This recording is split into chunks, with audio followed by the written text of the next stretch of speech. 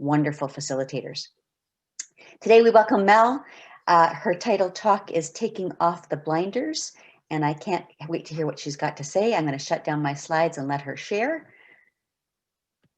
and we'll be able to see what she's got to say. Thank you, Mel. Welcome. Thank you. So yes, indeed, we are talking about taking off the blinders this morning. And so a few thoughts on that before we dig in a little deeper. The first one is to acknowledge that we are writing the story of our society together. Sometimes we can hear languaging or use languaging, myself included, that says, oh, society is so off track. And we other that experience rather than acknowledging that we are part of the society. I shared in the past this picture that I saw, and it was basically a rowboat, and half of it was sinking. And the people at the top half of the sinking boat were saying, oh my goodness, thank God, that isn't me, without seeing they're connected to the same boat. So this idea of us being in it together. And the last time I talked about the mess, I said, you know, that a concept in creating a world that works for all, that says, would you be willing to trade places? Would you be willing to be at that bottom of the boat? So we acknowledge we're in it together. And if I'm in a position that I would not trade, or I'm in a position that I'd readily trade, can we notice that? So the concept of exchangeability in creating a world that works for all. To let in new ideas, we have to make room by letting go of our outdated ideas. This is super important. Sharif shared in his book, The Zen Idea, that just as an already full teacup cannot hold more tea, an already full person cannot hold more new ideas.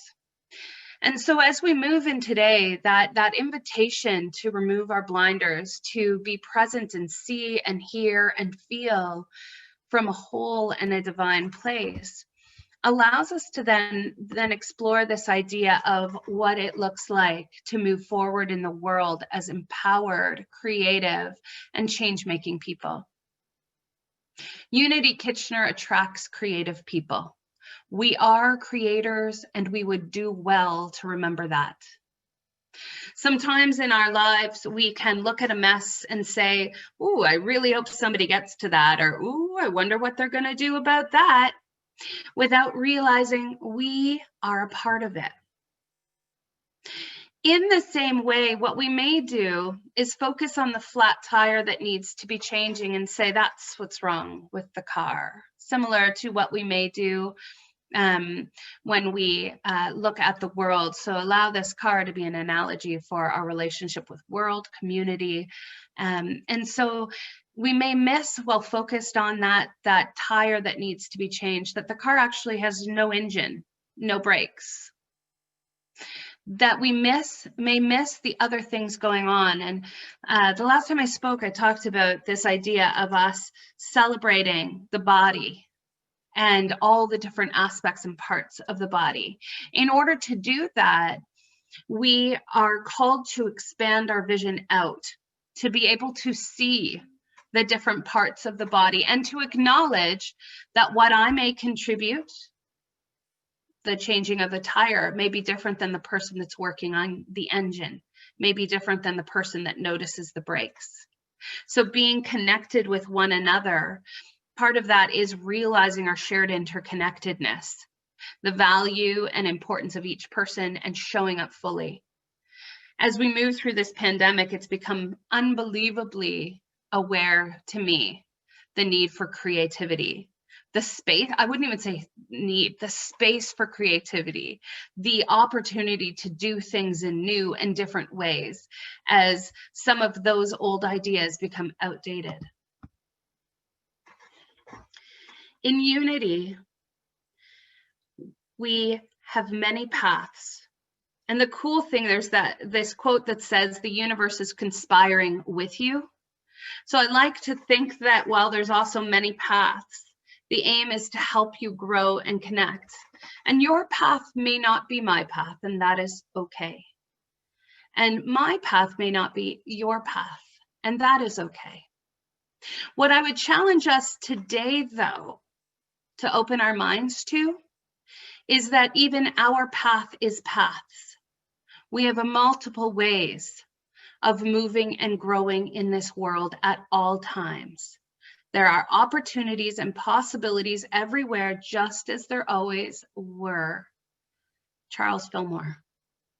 So this idea of a singular path, or my path and your path, and those being separate, for me, I would say the paths remind me more of the tree of life. And some may be walking a root path, and some may be walking the branches, and we are walking the same tree, and we are on the same earth, having the same experience, and the universe is conspiring with us, and what we are seeking, Remy says, is seeking us.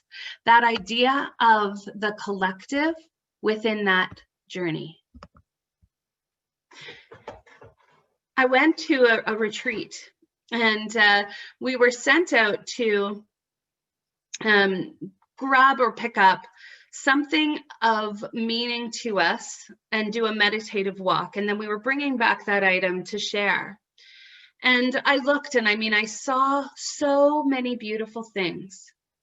But as I've shared before, what stood out for me was literally this pile of dung, absolute poop, for which a flower similar to this one in the picture was growing.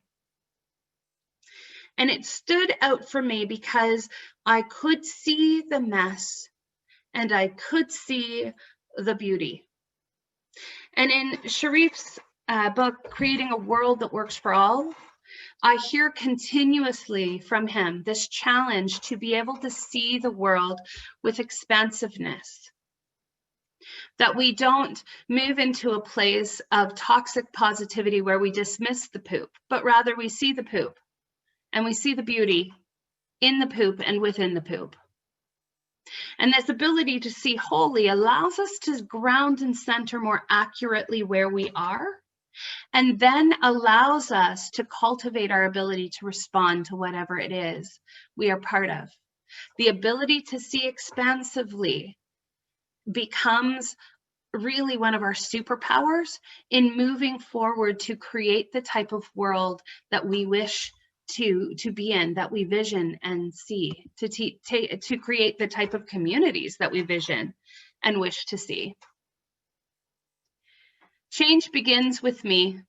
As it was shared this morning, we don't change other people, places, or things. That's not where it's at. That's not what it's about. Sharif Abdullah says, if you are not motivated to change, you are not paying attention. We no longer have the luxury of acting like the mess is someone else's problem or responsibility. No one escapes the effects of the breaker society. I want to draw back to the front of your mind this notion of responsibility and flip it again to understand it to be the ability to respond. I want you to take a moment to inquire and hold these two questions. What is my ability to respond to the mess around me?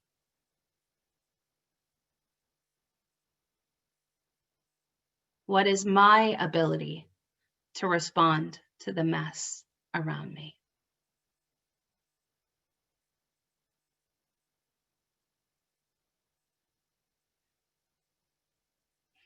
And the second question, what do I require more of in my life to be more equipped to respond in a powerful way to the mess around me?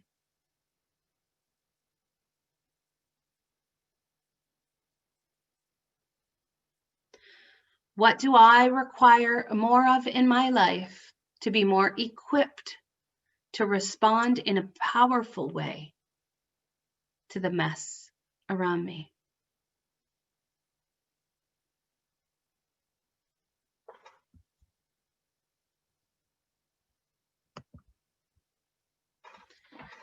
As I was putting this talk together, a story of my mom came to mind.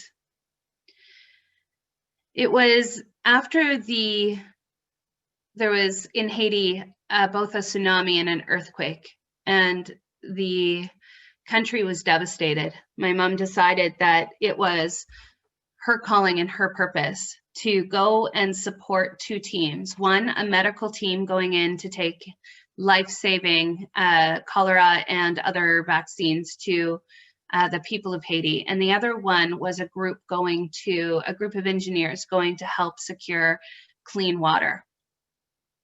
And so she went along and supported in the ways that she could. And she said to me, the devastation was so immense that at first she just looked at it and thought, how could I and where could I ever begin to start?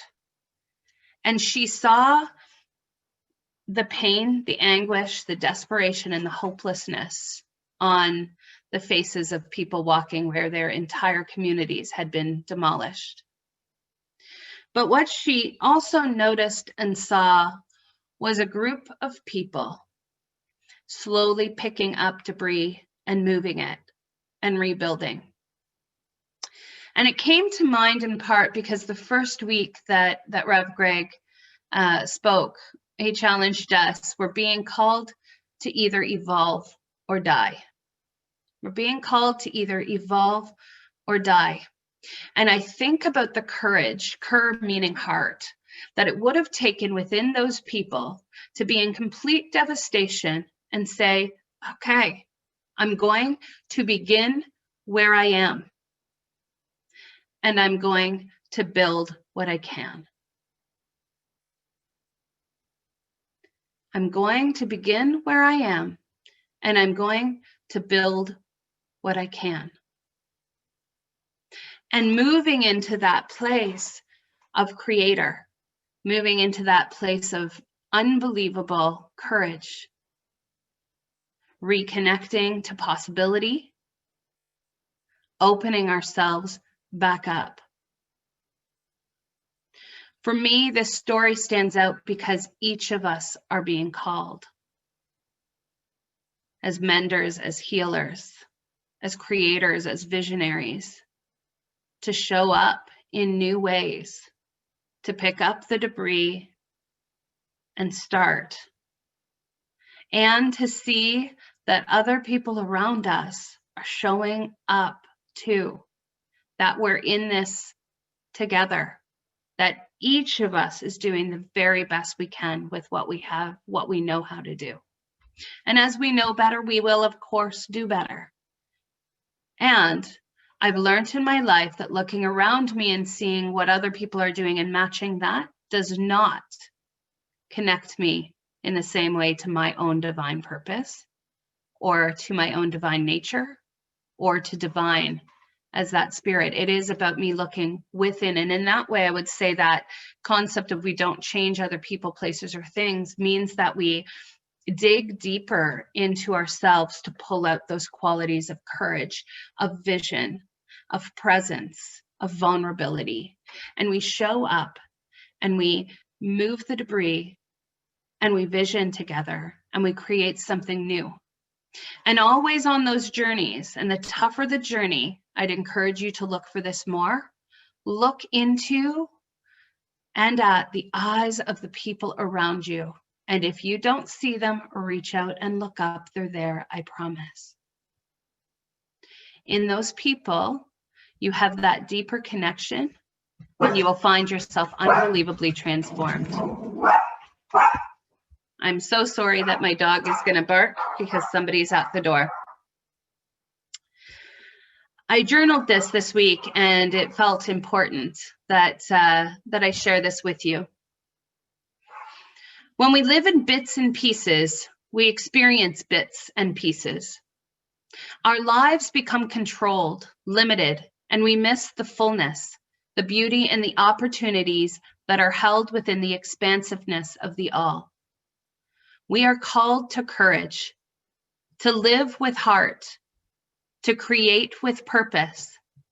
We are called to be the creators of our time here, to own this with a sense of honor, and to execute this with a love and grace that will grow and nurture us as we pick up the pieces that are ours to hold and join them together. I imagine that being like an unbelievable world-sized jigsaw puzzle for which we all show up and hold our pieces. And in that, we start to see that one body, one breath, one heart, one mind form. This is what I trust. May we see, hear, and feel, live with wholeness. May this be our power, our presence, and our legacy. So within this space of showing up in our lives and of taking the blinders off, seeing what is ours to do, seeing the pieces that are ours, seeing the world as it is, both the poop and the gorgeousness within that, it calls upon us also courage to accept life on life's terms. And there's a quote by Rumi that I wish to close with today, called The Guest House. This being human is a guest house. Every morning, a new arrival, a joy, a depression, a meanness. Some momentary awareness comes as an unexpected visitor. Welcome and entertain them all. Even if they're a crowd of sorrows who violently sweeps your house, empty it of its furniture, still treat each guest honorably. He may be clearing you out for some new delight, the dark thought, the shame, the malice. Meet them at the door laughing and invite them in. Be grateful for whoever comes, because each has been sent as a guide from beyond. Thank you.